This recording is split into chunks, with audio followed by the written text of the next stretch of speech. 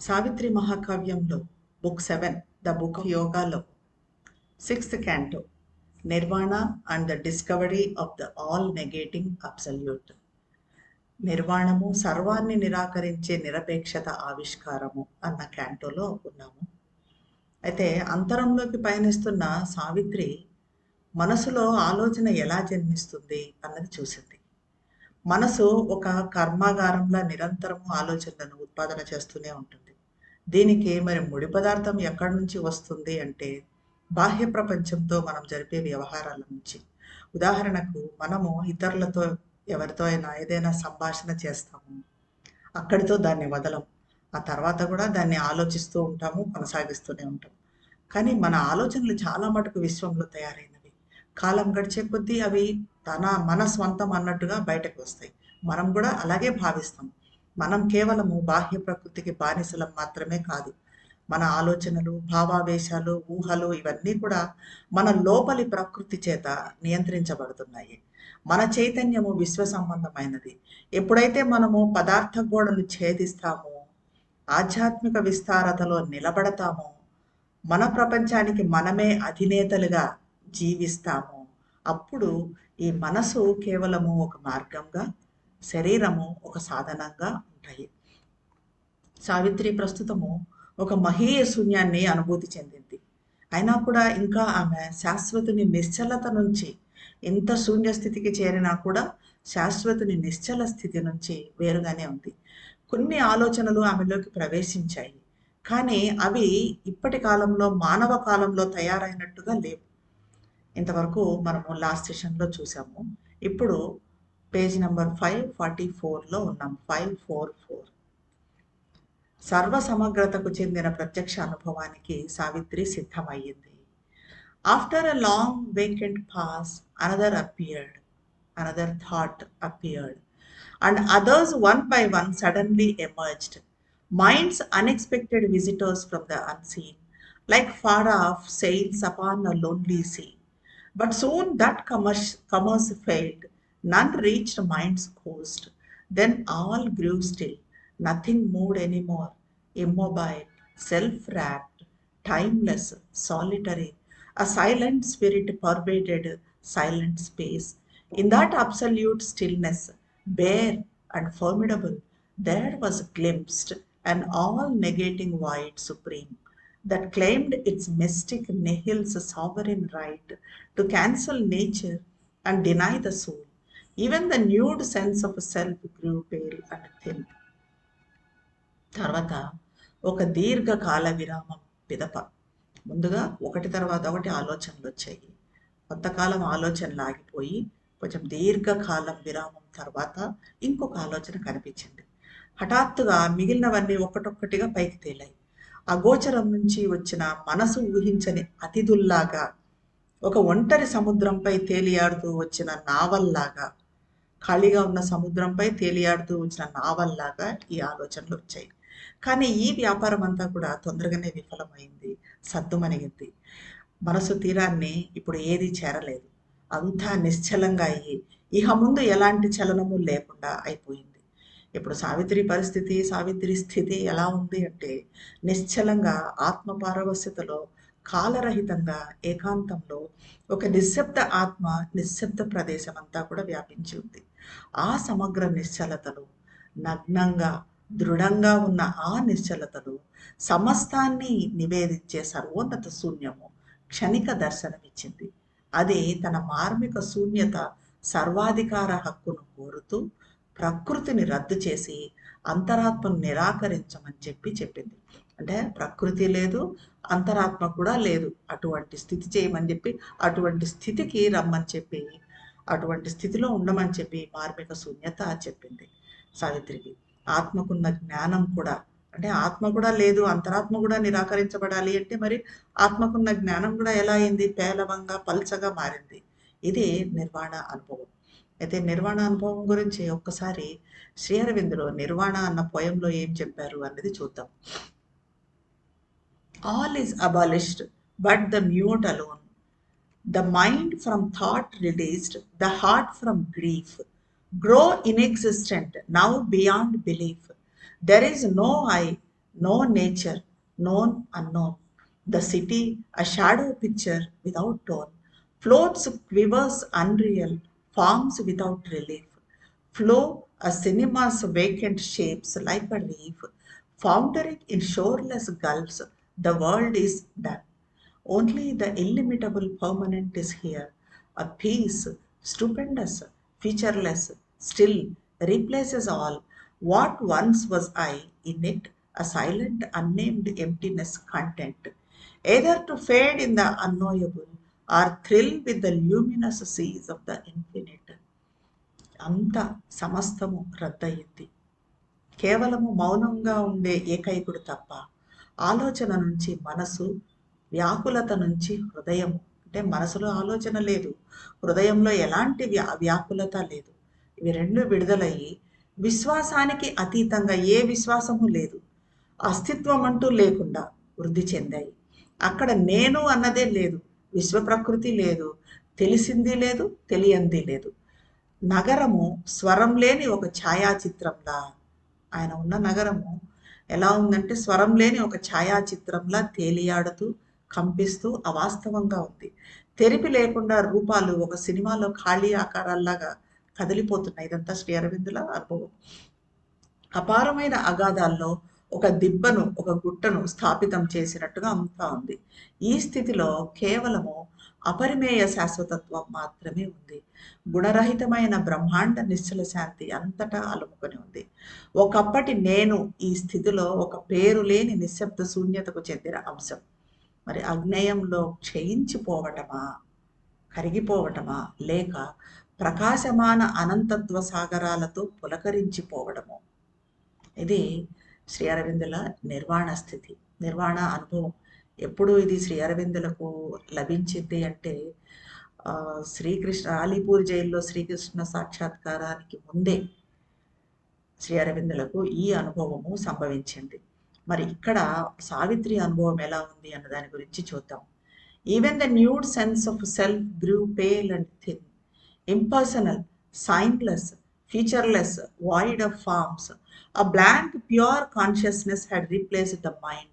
Her spirit seemed the substance of a name, the world a pictured symbol drawn on self, a dream of images, a dream of sounds, built up the semblance of a universe, or lent to spirit the appearance of the world. This was a self-saying. In that intolerant hush, no notion and no concept could take shape. There was no sense to frame the figure of things. A sheer self-sight was there. No thought arose. సావిత్రిలో మరి ఎలాంటి పరివర్తన జరిగింది అంటే, ఏమీ లేని ఆత్మజ్ఞానం కూడా కాంతి లేకుండా పల్చగా తయారైంది. వ్యక్తిత్వం లేకుండా వ్యక్తిత్వం అనేది లేదు. ఎలాంటి సంకేతము లేకుండా గుణరహితంగా గుణము లేదు. రూపాల శూన్యంగా ఉన్న ఒక సుప్త శూన్య చైతన్యం ఇదంతా మనసును ఆక్రమించింది. ఈ శూన్యం ముందు సావిత్రి ఆత్మ ఎలా ఉంది అంటే కేవలం పదార్థానికి చెందిన ఒక పేరులా కనిపించింది. ప్రపంచము ఆత్మ మీద చిత్రించబడిన ఒక చిత్రంలా, ప్రతిరూపాలతో ఉన్న ఒక స్వప్నంలా, విశ్వ ప్రకటన నిర్మించే శబ్దాల ఒక స్వప్నంలా ప్రపంచం ఇలా కనిపించింది. లేదా ఆత్మను ప్రపంచంలా కనిపించేట్లుగా తయారు చేసిన ఒక కళలాగా ప్రపంచం కనిపించింది. అక్కడ కేవలం ఆత్మదృష్టి ఉంది. భరించశక్యం గాని ఆ నిశ్శబ్దంలో ఏ ఆలోచన లేదు, ఎటువంటి భావము లేదు, విషయాల రూపాన్ని ఏర్పరిచే ఇంద్రియ జ్ఞానము లేదు. ఒక పూర్తి ఆత్మదృష్టి మాత్రమే ఉంది.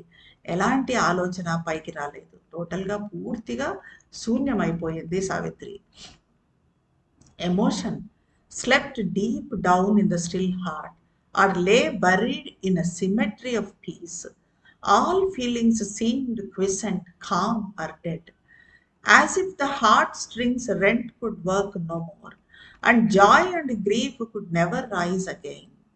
The heart beat on with an unconscious rhythm, but no response came from it, and no cry. Vain was the provocation of events. Nothing within answered an outside touch. No nerve was stilled, and no reaction rose. హృదయం నిశ్చలమైపోయింది కదా. ఈ నిశ్చలం చేసిన హృదయంలో భావోద్వేగం అన్నది లేదు. భావోద్వేగం నిద్రపోయింది. లేదా శాంతి శ్మశానంలో సమాధి చేయబడి ఉంది భావోద్వేగం. హృదయ తంత్రులు పని చేయకుండా బాధ లేదు, సంతోషము లేదు. ఇవేవి కూడా ఎప్పటికీ ఉండవు అన్నట్టుగా సకల అనుభూతులు నిశ్చలంగా నిశ్శబ్దంగా ఉన్నాయి, లేదంటే మరణించి ఉన్నాయి. ఒక అచైతన్య లయతో హృదయం స్పందిస్తూ ఉంది. తెలియకుండానే ఓ చైతన్య లయ కాదు, అది అచైతన్య లయతో హృదయం అయితే స్పందిస్తూ ఉంది. కానీ ఎలాంటి అనుభూతులు లేవు, బాధ లేదు, సంతోషము లేదు, ఎలాంటి ఫీలింగ్స్ లేవు. కానీ దాని నుంచి ఎటువంటి ప్రతిస్పందన కానీ ఆక్రందన కానీ లేదు. సంఘటనలు జరగటం కానీ ఆ సంఘటన జరిగే సంఘటనలు రెచ్చగొట్టడం కానీ ప్రతిచర్య తీసుకోవటం కానీ ఇవేవి లేవు. బాహ్య స్పర్శకు సమాధానం ఇచ్చేది ఏది లోపల అంతరంలో లేదు. అంటే బాహ్యంలో ఏ సంఘటన జరిగినా ఎలాంటివి స్పర్శించినా కూడా రెస్పాండ్ కావటం అనేది లేదు. నాడీ కదలిక లేదు, ప్రతిచర్య అన్నది పైకి లేవటం లేదు. Yet still her body saw and moved and spoke. It understood without the aid of thought. It said whatever needed to be said. It did whatever needed to be done. There was no person there behind the act, no mind that chose or passed the fitting word. All wrought like an unerring act machine, as if continuing old habitual turns, and pushed by an old unexhausted force. The engine did the work for which it was made. Her consciousness looked on and took no part. All it upheld, in nothing had a share. ఇంత ఇదిగా హృదయంలో అనుభూతులు లేవు, ఎటువంటి కదలికలు లేవు, మనసులో ఏ ఆలోచన ఏ భావన లేదు, మనసు నిశ్చలంగా ఉంది. కానీ సావిత్రి శరీరం చూసింది, కదిలింది, మాట్లాడింది. ఆలోచన సహాయం లేకుండానే అది అర్థం చేసుకుంది. ఏదైతే చెప్పాల్సిన అవసరం ఉందో అది చెప్పింది, దేన్నైతే చేయాల్సి ఉందో దాన్ని చేసింది. కానీ ఆ చేస్తున్న చర్యకు, శరీరంతో చేస్తున్న చర్యకు వెనుక మనిషి ఉందా అంటే మనిషి లేదు, వ్యక్తిత్వం లేదు. ఆ సరిపోయే పదాన్ని ఎంపిక చేసుకోవటానికి, కొనసాగించటానికి అక్కడ మనసు కూడా లేదు. మనసు లేదు, ఆలోచన లేదు. అంతా తప్పు లేకుండా ఒక మెషిన్ ఎలా అయితే పనిచేస్తుందో, అంటే పాత అలవాట్లను కొనసాగిస్తూ అలసిపోని ఒక పాత శక్తితో ఏ రకంగా అయితే యాంత్రికంగా ఒక మెషిన్ పనిచేస్తుందో అంతే యాంత్రికంగా కానీ సముచితంగా కానీ కరెక్ట్గా తాను ఏ పని కోసం తయారైందో ఆ పనే చేస్తూ అలాగే పనిచేస్తూ అంతే శక్తివంతంగా పనిచేస్తూ ఉంది. ఆమె చైతన్యము సాక్షిలాగా అంతా చూస్తూ ఉన్నా ఆమె చైతన్యం కూడా ఒక సాక్షిలాగా చైతన్యం ఉంది ఆమెలో. ఈ హృదయంలో అనుభూతులు లేకుండా, హృదయము శూన్యమైన, ఆమె మనసు ఆలోచన లేకుండా శూన్యమైన కూడా ఆమె చైతన్యం మాత్రం ఉంది. ఆ చైతన్యం సాక్షిలాగా అంతా చూస్తూ ఉంది. కానీ దేంట్లో ఆ చైతన్యం కూడా భాగం పంచుకోవటం లేదు. అంతనూ కలిగి ఉంది ఆ చైతన్యం, అంతనూ పట్టుకొని ఉంది. కానీ దేంట్లో కూడా షేర్ చేసుకోవటం, భాగం పంచుకోవటం అనేది లేదు. ఒక సాక్షిలాగా చైతన్యం చూస్తూ ఉంది. There was no strong initiator will. An incoherence crossing a firm void slipped into an order of related chance. A pure perception was the only power that stood behind her action and her sight. If that retired, all objects would be extinct. Her private universe would cease to be. The house she had built with bricks of thought and sense, in the beginning after the birth of space, this seeing was identical with the seen. It knew without knowledge all that could be known. It saw impartially the world go by, but in the same supreme unmoving glance, saw too its abysmal unreality. అక్కడ ప్రేరణ కలిగించే బలమైన సంకల్పం అంటూ లేదు. ఒక స్థిరమైన శూన్యాన్ని దాటుకొని పోతున్న ఒక అసంబద్ధత అది. దాని అనుబంధ సంకట స్థితిలోకి అది జారిపోయింది. శుద్ధ గ్రహణ శక్తి మాత్రమే అక్కడ ఉన్న శక్తి. అంటే ఏది కూడా ప్రేరణ అన్నది లేదు, సంకల్పము లేదు. ఆ ఒక గ్రహింపు శక్తి మాత్రం ఉంది అక్కడ. ఆ గ్రహింపు శక్తి చర్యకు, దృష్టికి వెనుక నిలబడి ఉంది. చైతన్యం సాక్షిలాగా ఉంది. ఒక శక్తి, ఒక గ్రహింపు శక్తి అన్నది ఉంది. కానీ అక్కడ ప్రేరణ లేదు, సంకల్పము లేదు. ఆ శక్తి ఆమె చేస్తున్న చర్యకు, నిర్వర్తిస్తున్న చర్యకు కానీ దృష్టికి కానీ వెనుక నిలబడి ఉంది. ఒకవేళ ఆ శక్తి కూడా విరమించుకునింది అంటే అప్పుడు వస్తువులన్నీ కూడా అంతరిస్తాయి. ఆమె వ్యక్తిగత ప్రపంచం అక్కడితో ఆగిపోతుంది. విశ్వం ఏర్పడిన తర్వాత ఆమె తన ఆలోచన, ఇంద్రియ జ్ఞానపు ఇటుకలతో చేసుకున్న ఆ గృహం అన్నది ఉండదు.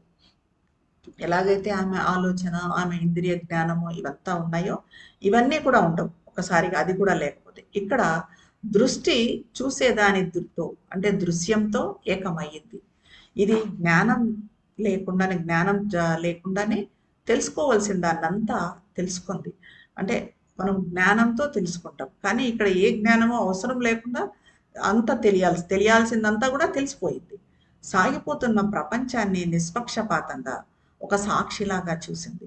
చెలించకుండా ఉన్న అదే సర్వోన్నత దృక్కుతో ప్రపంచపు అంతులేని అవాస్తవికతను కూడా చూసింది. అంతు లేకుండా, ప్రపంచంలో అంతు లేకుండా ఉన్న, అనంతంగా ఉన్న ఈ అవాస్తవికతను కూడా ఆమె దృష్టి చూసింది. ఈ దృష్టికి, ఈ స్థితిలో ప్రపంచం యథార్థం కాదు, ప్రపంచం మాయ, ప్రపంచం శూన్యం, యథార్థం కాదు, ప్రపంచం భ్రమ అని ఆమెకు గోచరమయ్యింది. ఇది నిర్వాణ స్థితి అని చెప్పచ్చు. It watched the figure of the cosmic game, but the thought and inner life in forms seemed dead, abolished by her own collapse of thought. A hollow physical shell persisted still. All seemed a brilliant shadow of itself, a cosmic film of scenes and images. The enduring mass and outline of the hills was a design sketched on a silent mind and held a tremulous false solidity by constant beats of visionary sight.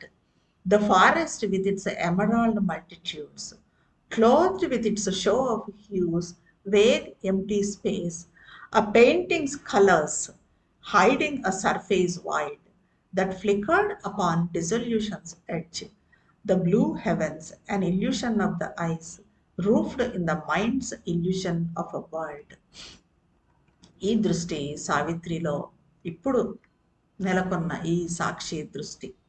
అక్కడ దృశ్యము లేదు, ద్రష్ట లేదు, జ్ఞానము లేదు, అక్కడ జ్ఞాత లేడు. ఇలాంటి దృష్టి విశ్వకేళి ఆకారాన్ని పరీక్షించింది. అంటే విశ్వంలో ఈ ఆట అన్నది ఎలా జరుగుతుంది, విశ్వకేళి ఎలా జరుగుతుంది అన్నదాన్ని పరీక్షించింది. అక్కడ రూపాల భావన లేదు, ఆంతరిక జీవితము లేదు. ఇవన్నీ కూడా మరణించినట్లుగా, అసలు రూపాలే లేవు, ఆంతరిక భావన అన్నదే లేదు, మరణించినట్టుగా కనిపించాయి. ఆమెలో ఆలోచన పడిపోవడంతో ఇవన్నీ కూడా నిషేధమయ్యాయి. మొత్తం ఆలోచన అన్నది సావిత్రిలో పడిపోయింది. కానీ మనం చూడండి, మనకైతే కొంచెం సేపు ఏమీ ఆలోచించకుండా, ఏ పని మీద దృష్టి లేకుండా, ధ్యానం కూడా చేయకుండా ఉన్నామంటే అసలు మనకు అస్తిత్వం లేనట్టుగా అనిపిస్తుంది. మన అస్తిత్వమే కోల్పోయినట్టుగా భయం వేస్తుంది. కానీ ఈ స్థితి సావిత్రి సాధించింది, ఇది శూన్య స్థితి. ఇప్పుడు సావిత్రికి మరి ఏమనిపిస్తుంది అంటే కేవలం ఆమె భౌతిక దేహం, ఆమె శరీరం ఒక గుల్లలాగా, ఖాళీ గవ్వలాగా కంటిన్యూ అవుతూ ఉంది. అంతా ఒక ప్రకాశమాన ఛాయలాగా, నీడలాగా, దృశ్యాలు ప్రతిరూపాలతో ఉన్న ఒక కాస్మిక్ ఫిల్మ్ లాగా, ఏమైతే దృశ్యాలు కనిపిస్తూ ఒక విశ్వ మూవీ కాస్మిక్ ఫిల్మ్ ఎలా ఉంటుందో ఆ రకంగా కనిపిస్తూ ఉంది. నిలిచి ఉండే పదార్థము, పర్వతాల రూపురేఖలు ఒక నిశ్శబ్ద మనసులో చిత్రించబడిన డిజైన్ లాగా ఉన్నాయి. కనపడే పర్వతాలు కానీ, వృక్షాలు కానీ, ఇవన్నీ కూడా ఎలా కనిపిస్తూ ఉన్నాయి అంటే ఒక డిజైన్ లాగా, మనం పెయింట్ చూస్తే డిజైన్ ఎలా ఉంటుందో ఆ డిజైన్ లాగా ఉంది. వాటి దృఢత్వం కూడా కంపిస్తూ అసత్యంగా కనిపిస్తూ ఉంది. అవి పూర్తిగా అసత్యంగా కనిపిస్తూ ఉన్నాయి.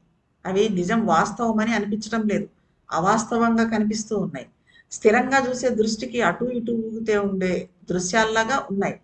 ఆకుపచ్చని సంపదలతో ఉన్న అరణ్యం, అంటే రంగురంగుల చెట్లు, ఆకులు, పుష్పాలు, ఫలాలు, రకరకాల వర్ణాలతో, వివిధ వర్ణాలతో ఉన్న ఆ అరణ్యము వస్త్రంలాగా కప్పుకొని ఖాళీగా ఉన్న ఆకాశంలో రంగులను వెదజల్లుతూ షో చేస్తూ ఉంది. ఆకాశము ఒక వస్త్రంలాగా కప్పుకొని ఉంటే ఈ అరణ్యము రకరకాల రంగులున్న ఈ వృక్షాలతో, ఆ పుష్పాలతో, ఆకులతో, ఫలాలతో, వీటన్నిటితో రంగులు వెదజల్లుతూ ఒక షో చేస్తున్నట్టుగా ఉంది. లయమయ్యే అంచు దగ్గర ఉపరితల శూన్యాన్ని దాచిపెడుతూ ఈ వివిధ వర్ణాల చిత్రాలు మెరుస్తూ కనిపించాయి. అంతే, అంతా లయమైపోయే అంచు దగ్గర ఉంది. ఇప్పుడు పూర్తిగా లయం అయిపోవటము అన్న ఆ నిర్వాణ దశ దగ్గర, అక్కడ ఆ అంచు దగ్గర సావిత్రి ఉంది. అక్కడ ఉపరితల శూన్యాన్ని దాచిపెడుతూ ఈ వివిధ వర్ణాల చిత్రాలంతా మెరుస్తూ కనిపించాయి. నేత్రాలకు భ్రమగా ఉండే నీలి స్వర్గాలు ఒక ప్రపంచాన్ని ఊహించుకునే మనసుకు కేవలం పైకప్పులాగా కనిపించాయి. ఇవన్నీ నీలి స్వర్గాలు కూడా పైకప్పులాగా కనిపించాయి. The men who walked beneath an unreal sky seemed mobile puppets out of a cardboard cut and pushed by unseen hands across the soil, or moving pictures upon fancy's film. There was no soul within, no power of life. The brain's vibrations that appear like thought, the now's brief answer to each contact's knock, the heart's quiverings felt as joy and grief and love, were twitchings of the body, their seeming self. That body, forged from atoms and from gas, a manufactured lie of Maya's make. Its life a dream seen by the sleeping void. The animals lone are trooping through the glades, fled like a passing vision of beauty and grace, imagined by some all-creating eye. ఒక అవాస్తవ ఆకాశం కింద నడిచే వాళ్లకు, అంటే ఆ ఆకాశము అవాస్తవం, ఆ క్రింద నడిచే మనుషులు అవాస్తవంగా కనిపిస్తున్నారు. ఎలా కనిపిస్తున్నారు అంటే అట్టలతో తయారైన కదిలే తోలు బొమ్మల్లాగా వీళ్ళంతా కనిపిస్తారు. ఎలా అయితే సినిమా తెర మీద కనిపించని హస్తాలు తోస్తూ ఉంటే బొమ్మలు ముందుకు కదులుతూ ఉంటాయో, సినిమా స్క్రీన్ మీద ఏ రకంగా అయితే బొమ్మలు కదులుతూ ఉంటాయో అక్కడ మనుషులు ఉన్నారు అనిపించదు, మనకు బొమ్మల్లాగా కనిపిస్తుంది. అలా అనిపిస్తుంది. అక్కడ లోపల అంతరాత్మ ఉండదు, జీవితంలో శక్తి ఉండదు, మెదడులోని స్పందనలు కూడా ఆలోచనల్లాగా కనిపిస్తాయి.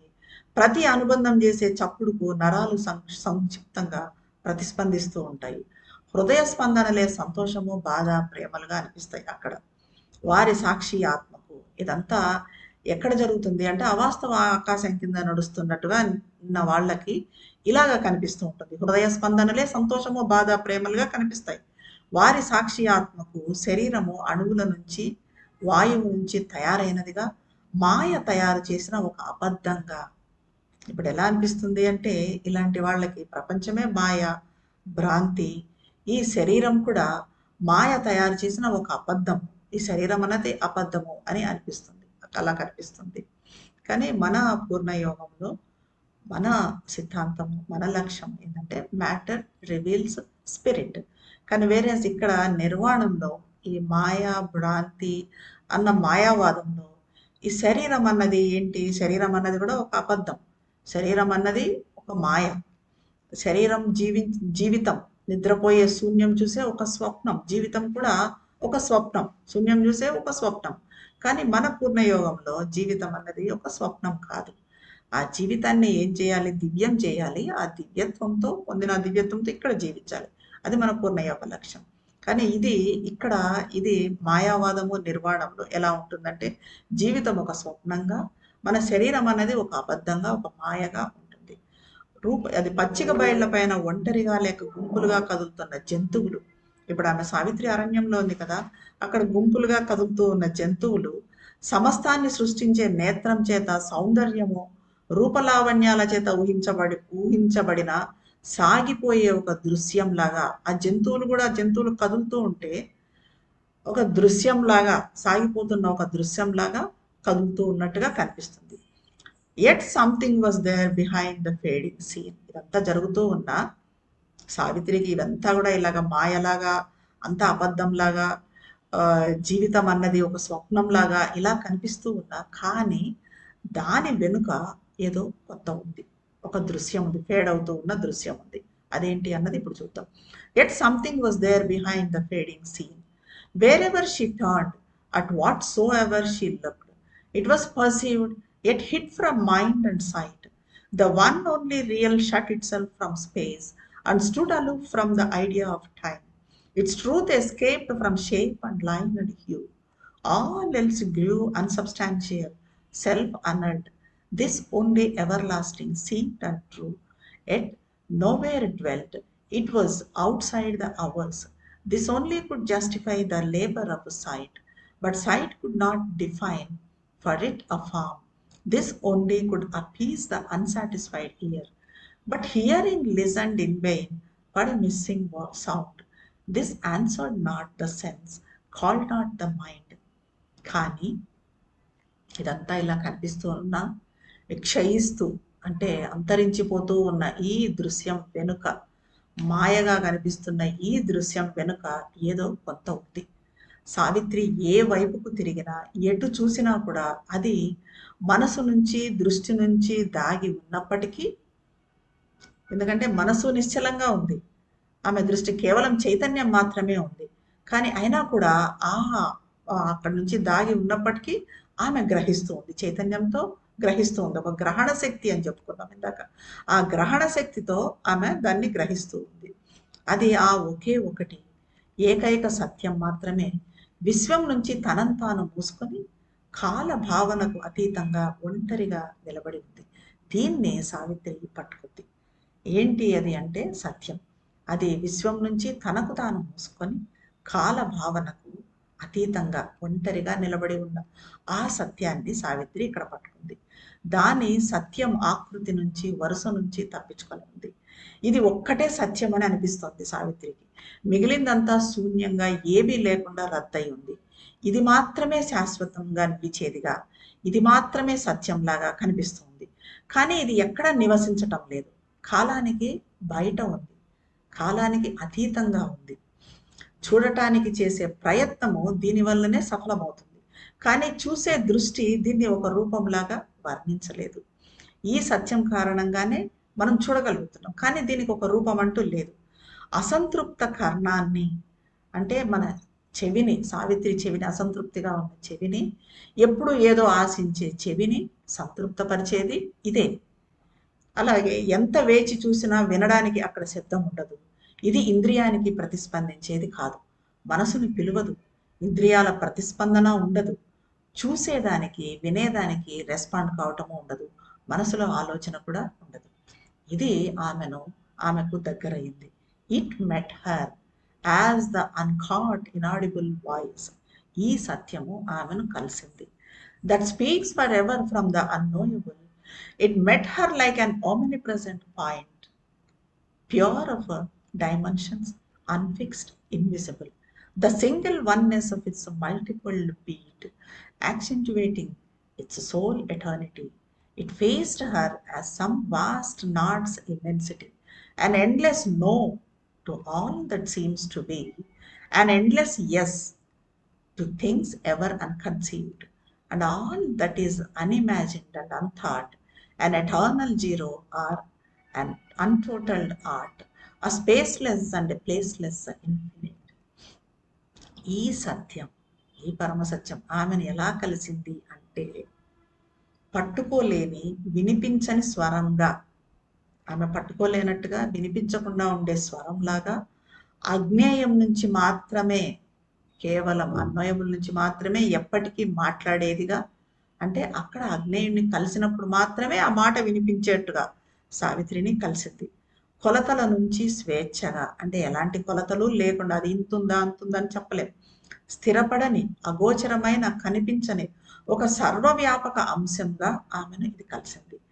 దీని బహుళ స్పందనల్లోనే ఒకే ఒక ఏకత, అంటే దానిలో ఉన్న స్పందనలు మల్టిట్యూడ్గా ఉన్నా, బాహుళ్యంగా ఉన్నా కూడా, ఎన్నో ఉన్నా కూడా ఏకత మాత్రం ఒకే ఒక ఏకత ఉంది, ఒకే ఒక యూనిటీ ఉంది.